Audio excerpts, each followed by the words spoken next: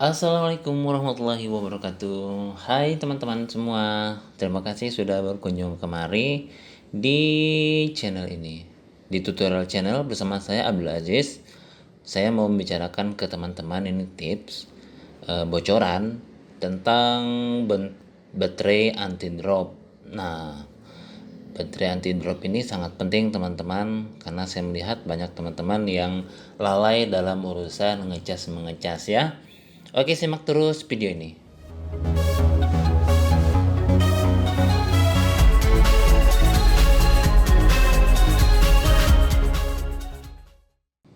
Nah, baiklah teman-teman, saya akan bahas sedikit ya. Kenapa baterai itu bisa tidak bertahan lama? Nah, ini teman-teman. Kalau sudah tidak bertahan lama itu disebut dengan drop atau baterainya sudah KO.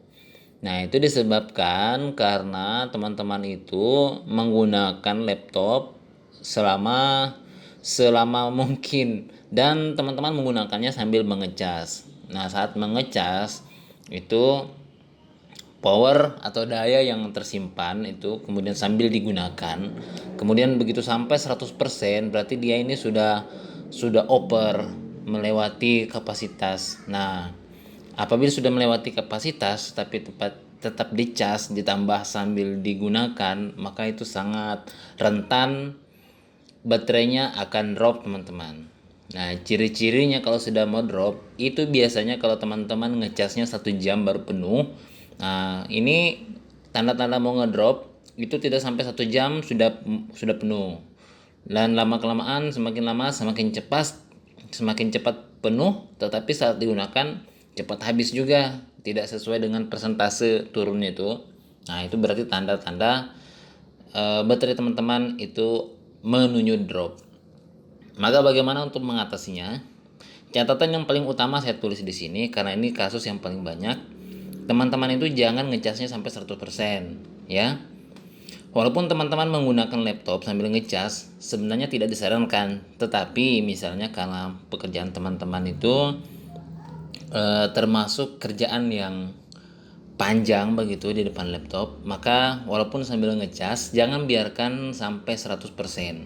Ketika 100%, maka laptop itu nanti baterainya itu sudah tersistem, sudah disetting sedemikian rupa. Apabila 100% maka dia akan berkurang nilainya. Nah, ada nilai yang berkurang, tapi saya kurang familiar ya dengan istilah-istilahnya, tetapi ada nilainya yang berkurang setiap 100%.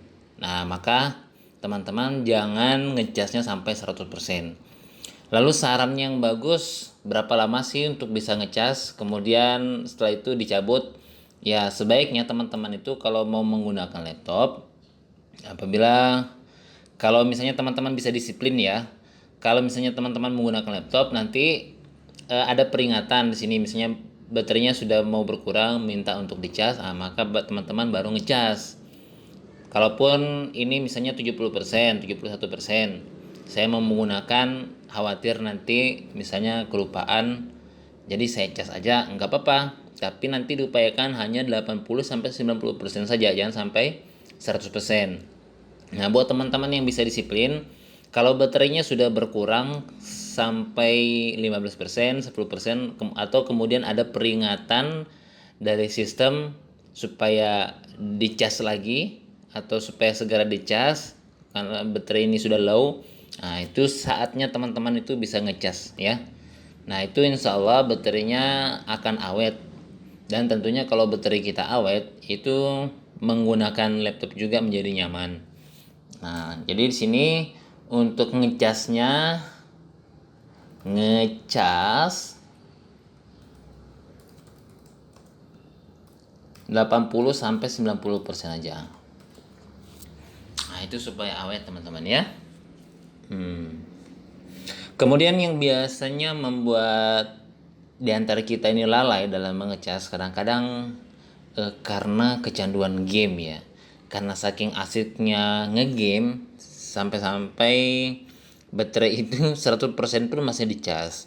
Dan kadang-kadang nih karena kita keenakan main game, itu kalau tidak dicas tahu-tahu sampai baterai low juga enggak ketahuan, tahu-tahu laptopnya mati dan nanti kalah. Nah, khawatirnya di situ biasanya. Nah, tapi ini teman-teman harus pertimbangkan, kalau kalau sudah baterai itu drop, itu repot teman-teman. Kita nggak enak lagi. Kalau sudah drop, mau tidak mau laptop kita tidak jauh dari adaptor sambil dicas. Nah, semakin hari, semakin berjalan waktu, maka kekuatan baterai itu juga semakin berkurang dan itu kita tidak nyaman. Nanti lama-lama baterai itu tidak bisa digunakan tanpa tanpa melepas adaptor, dan itu kalau sudah seperti itu namanya laptop rumahan. Sudah bukan lagi laptop sewajarnya kita gunakan. Nah, jelas ya teman-teman ya. Maka baterai anti drop itu kalau teman-teman ngecasnya cukup sampai 90 sampai 90% saja. Hindari ngecas sampai 100% karena ini membahayakan umur dan keawetan kekuatan daripada baterai kita. Kalau sudah drop, mau tidak mau teman-teman harus mengganti dengan baterai baru. Tapi kalau mengganti baterai baru, itu kita tidak menemukan baterai yang original kecuali kalau teman-teman pergi ke service center.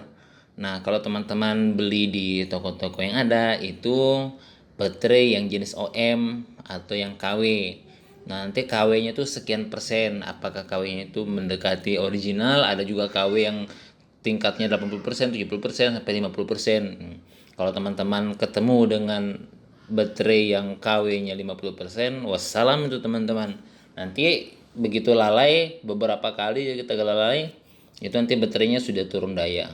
Nah, tips ini termasuk untuk merawat HP juga teman-teman. Jadi biasakan HP itu jangan dicas sampai 100%, 80 sampai 90% saja. Kita mengambil titik aman.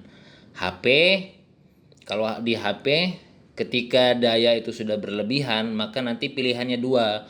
Baterainya itu akan semakin drop atau baterainya itu mengembung. Nah, bahayanya kalau HP itu mengembung, nanti imbasnya kepada fisik daripada HP atau smartphone teman-teman.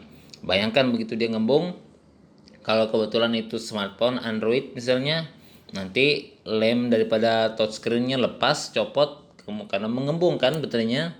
Nah, itu sangat bahaya. Ngomong-ngomong tentang baterai anti drop ini sudah kita coba di lapangan. Nah, jadi kesimpulannya, kalau teman-teman bisa disiplin, teman-teman itu ngecasnya ketika baterai itu sudah low, kemudian teman-teman mulai ngecas, nanti sudah perhatikan sampai 80 sampai 90%, diprediksikan saja karena kan teman-teman biasa menggunakan laptopnya. Setiap laptop itu beda-beda durasinya, berapa lama dicas hingga sampai 80 sampai 90%. Nah, itu harus diperhatikan. Kalau sudah 80 sampai 90% segera dicabut. Ya, mudah-mudahan laptop teman-teman itu aman, awet dan penggunaannya hingga ke jangka panjang. Oke, sekian sharing dari saya. Terima kasih. Mohon maaf apabila ada kekurangan di sana sini. Jangan lupa like dan subscribe untuk mendukung channel ini. Mohon maaf ya sekali lagi kalau ada kesalahan. Apabila ada kekurangan dan ada yang mau ditanyakan, tulisnya di komentar.